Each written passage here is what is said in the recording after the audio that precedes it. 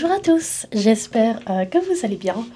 Donc on se retrouve dans cette nouvelle vidéo pour faire mon budget mensuel pour le mois de mars. Donc il n'y a pas vraiment grand chose réellement à faire, donc à part quelques petites factures à payer et puis remplir mes enveloppes du mois comme d'habitude. Donc voilà, donc je vais faire ça déjà avec vous.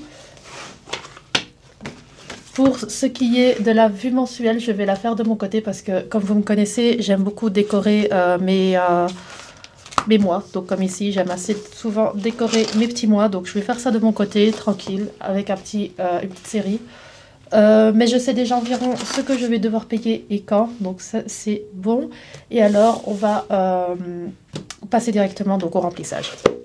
Donc, comme vous le savez, c'est pareil que le mois précédent.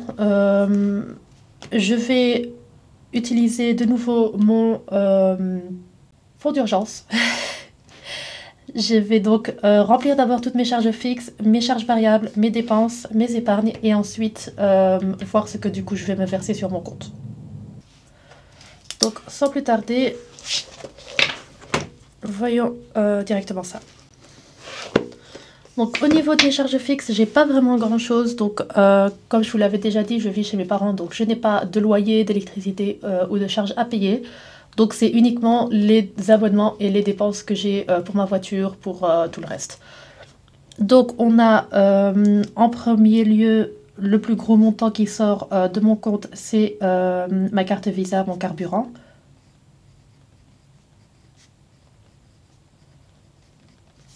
Qui est un montant fixe en fait de 250 par mois. Ensuite, on a l'internet de la maison, donc c'est moi qui la paye, qui est de 40 €. Je vais voir pour les contacter pour essayer de diminuer la facture, voir si c'est possible ou pas, ou alors changer d'opérateur si je vois que ça marche pas. Mais j'aimerais bien faire diminuer cette facture-ci parce que c'est l'une de mes plus grosses dépenses dans le mois en fait. Ensuite de ça, on a la facture du téléphone qui est à 15 €. Et ensuite on a Netflix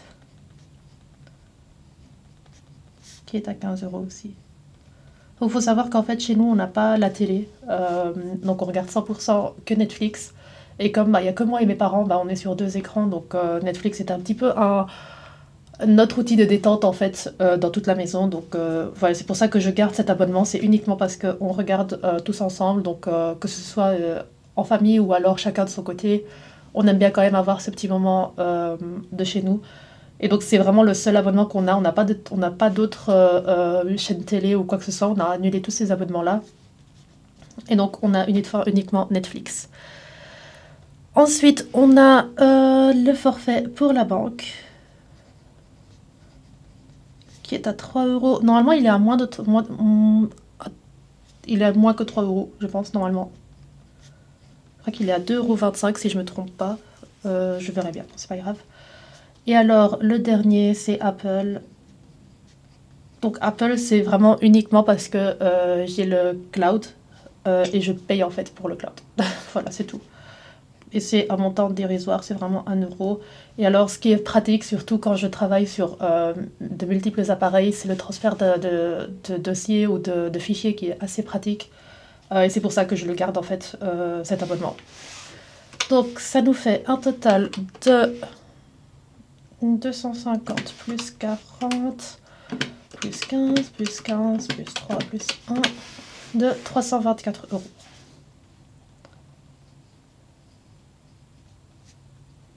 C'est ça que j'ai toujours dit, c'est que pour l'instant, je suis vraiment contente d'habiter chez mes parents parce que vivre sur son fonds d'urgence, c'est bien quand on n'a pas le choix. Après, c'est pas le but non plus, mais ça peut dépanner. Et puis, le fait de ne pas avoir trop de dépenses fait que je peux vivre de mon fonds d'urgence. Alors, pour les charges variables, je sais que j'ai reçu... donc, vous le savez, hein, j'ai une petite maladie, bon, rien de très très grave. Donc, j'ai des factures d'hôpital que je dois payer. Je vais mettre qu'une seule case hôpital. Je vais pas mettre les 3 différents parce que bon, bah, ça sert à rien. Autant mettre un seul montant. Donc on a hôpital. Et alors que ce soit pour mon suivi psychologique ou tout simplement pour mon suivi post-bypass. Et pour mes perfusions de fer, j'accumule facilement les factures. D'où l'enveloppe santé. Alors, ça nous fait un total de 52,38, donc ça, c'est pas très grave.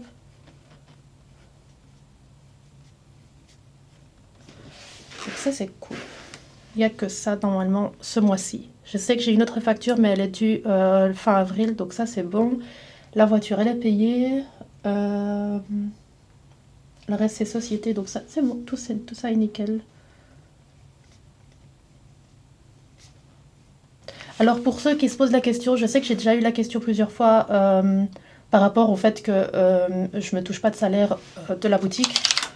Alors, il faut savoir que comme j'ai pas de charge et j'ai pas de loyer, même que ce soit pour la boutique ou quoi que ce soit, je ne veux pas me payer de salaire. Donc moi, à la base, je suis indépendante en complémentaire, ce qui veut dire que j'ai un travail fixe à côté de ma boutique. Donc en soi, j'ai déjà un salaire qui fait que je peux payer mes dépenses et tout ça. La boutique est un petit plus à côté et j'ai pas envie de me payer un salaire parce que me payer un salaire veut dire augmenter les prix et ça, j'ai pas envie. Donc pour l'instant, je ne me paye pas de salaire tant que je suis indépendante en complémentaire, ce sera comme ça. Par la suite, on verra avec l'évolution de la boutique, mais pour l'instant, c'est pas réellement d'actualité.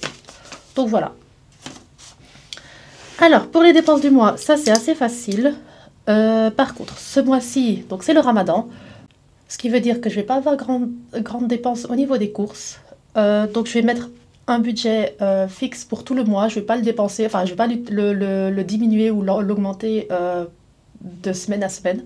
Donc je vais le laisser, ce qui est en pièces je l'enlèverai, mais tout ce qui est en billets restera en billets. Donc ce que je vais faire, c'est que pour les courses, je vais mettre un budget de 100 €. Et alors ces 100 € resteront fixes dans l'enveloppe, enfin dans le portefeuille, sans que j'ai à le changer chaque semaine. Un peu le même système que mon enveloppe santé. Voilà. Alors on a aussi pour les chats, qui est du coup de 40 € parce qu'on a 10 € par semaine. Pour le shopping, je vais mettre donc 20 € par semaine, donc ça me fait 80 €. Même si je sais que en ce moment, je préfère ne pas sortir parce que je sais que je vais les dépenser. Et j'essaye d'éviter, j'aimerais bien renflouer mon enveloppe, mon défi un mois d'avance, pour avoir assez pour les prochains mois pour pouvoir de nouveau utiliser cet argent-là. Donc voilà, donc j'essaye un petit peu de pallier le tout pour essayer d'arriver quand même à un bon suivi de mes dépenses. Donc ensuite, on a de nouveau l'enveloppe imprévue,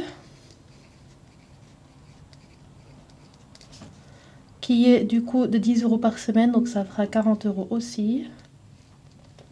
Et on a du coup la dernière, c'est santé, qui est budget fixe de 20 € pour tout le mois.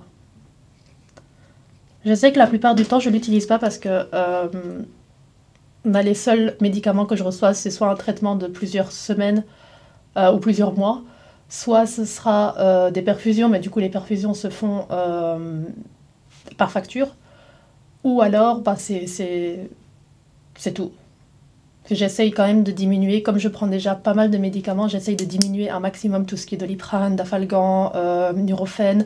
J'essaye d'éviter tous ces médicaments-là parce que personnellement ça me sert à rien et j'ai pas envie d'être droguée en fait à ces médicaments. Ou tout simplement d'avoir une dépendance à ces choses-là. Et puis mon foie en prend déjà assez, je pense. Donc ça nous fait 100 plus 40 plus 80 plus 40 plus 20, un total de 280 € ce mois-ci au niveau des dépenses.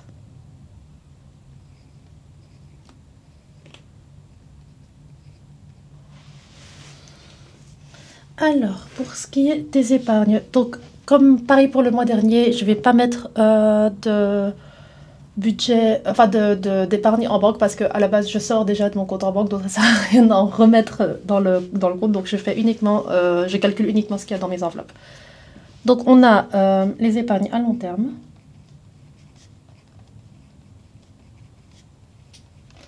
les courts termes,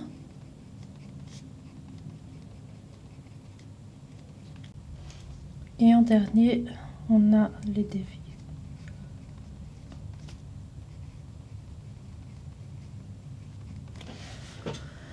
Donc pour les longs termes, c'est ceci. Je vais un petit peu calculer combien je dois me mettre. Donc on a 100 € pour maison, on a 30 € pour frais médicaux, on a 100 € de fonds d'urgence, 100 € entre... Non, celle-là je l'ai finie je pense. Non, 100 € d'entretien voiture, 20 € de zakat. Et ça, je fais pour l'instant.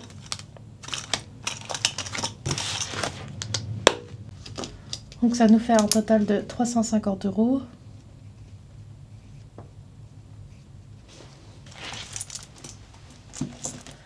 Ensuite, on a les épargnes à court terme.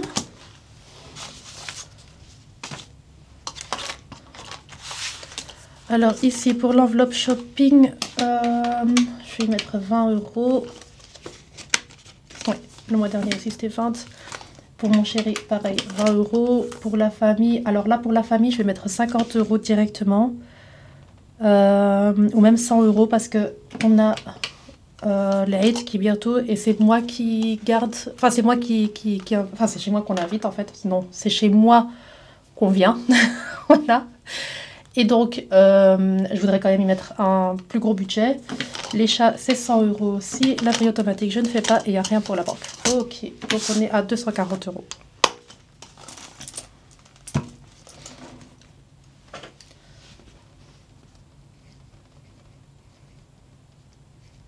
Je vais directement aller regarder s'il y a des promotions pour mes chats. Ça, si c'est le cas, je sors demain. J'ai pas réellement de marque que j'aime particulièrement, mais j'aime bien varier en fait la nourriture de mes chats et j'essaie quand même de rester dans la qualité, même si ça me coûtera plus cher parce que le Whiskas, moi je n'utilise pas ça, je mets pas de Whiskas. J'essaye de leur donner quand même une nourriture de qualité et j'ai remarqué aussi que depuis que je change vraiment leur nourriture, que je leur donne de la qualité, leur fourrure est meilleure, leur digestion est meilleure, tout est meilleur pour eux. Donc je préfère m'enlever cet argent et la mettre pour leur santé à eux plutôt que de prendre quelque chose qui va au final nuire à leur santé. Donc voilà. Voyons voir du coup les défis. Les défis, qu'est-ce qu'on a ici? Donc on a déjà 170 € pour celui-ci. Ici. Et alors ici on a...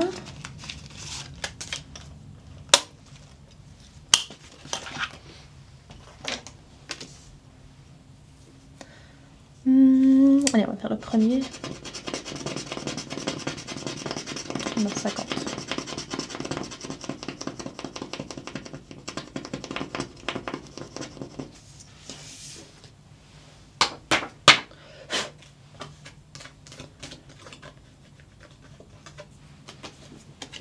Donc voilà, on a 50 € pour ce mois-ci.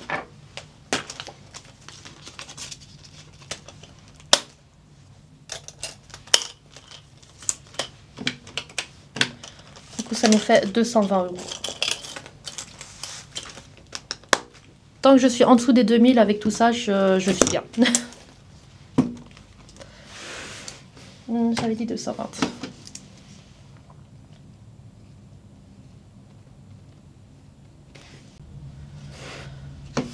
Ça nous fait donc au total au niveau des épargnes, on a 350 plus 240 plus 220, 810 €.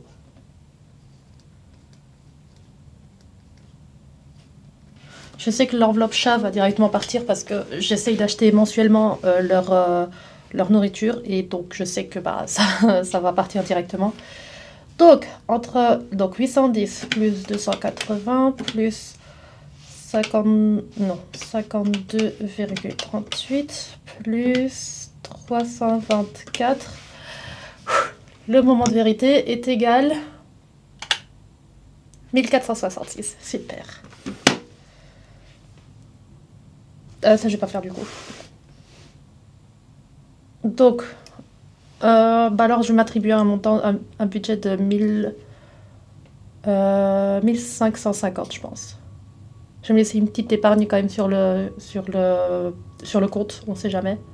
Il peut toujours se passer quelque chose ou que j'ai besoin de ma carte pour faire un achat d'urgence, comme le mois dernier avec avec ma crise d'hypo, que je n'ai pas calculé, donc voilà, ça peut arriver, comme ça peut ne pas arriver. Donc de mon fonds d'urgence,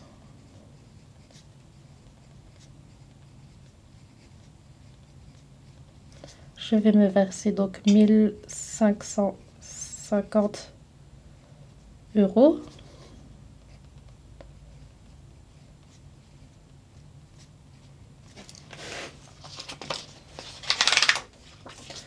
Donc on aura 1550 €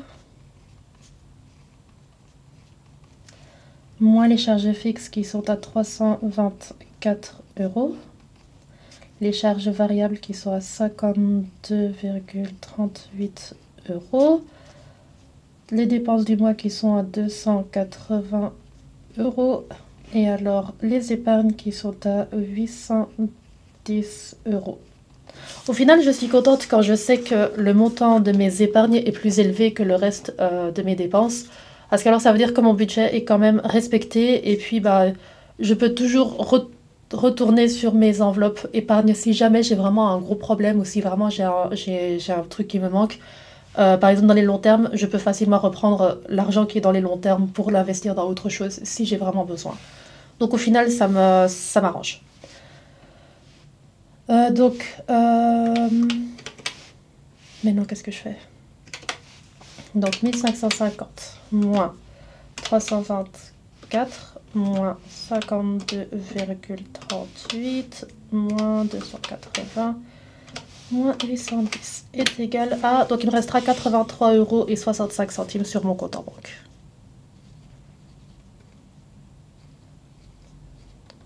Et donc pareil que le mois dernier, mon objectif de ce mois-ci sera aussi le zéro dépense. Donc je reprendrai la fiche d'ici, cette fiche-là que je vais nettoyer en entier. Et pareil de nouveau, la recommencer du coup le mois prochain.